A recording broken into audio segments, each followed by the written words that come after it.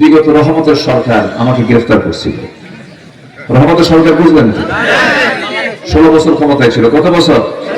ফেরাউন বেঁচে ছিল 1600 বছর, এরা ছিল 16 বছর। সংখ্যার মিল দেখছেন?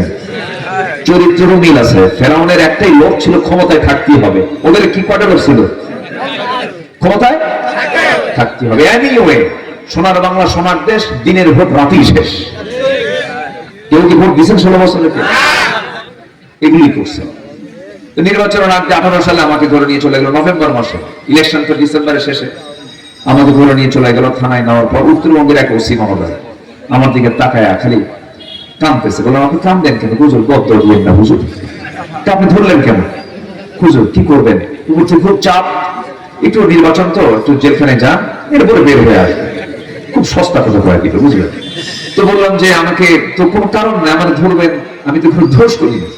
তো বলতেছে, হুজুর খুব চাপ, বাল বাচ্চা আছে, চাকরি বাকরি করি, চাকরি বাঁচান তো ফরজ। আমি বললাম, ইমান বাঁচান তো না ফরজ?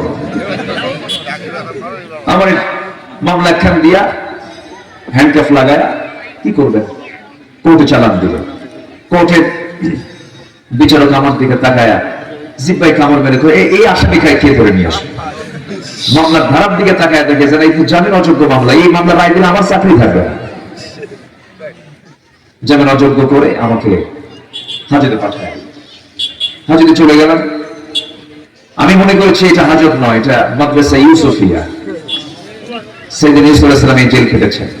টেনশন করি নাই, কারণ চুরিতে করে নাই, কোনো বাটপারিও করি নাই।